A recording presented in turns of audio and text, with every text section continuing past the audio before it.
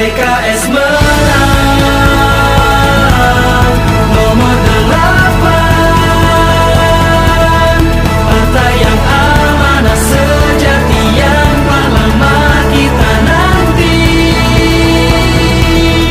PKS menang nomor 8. Partai yang amanah sejati yang telah lama kita nanti.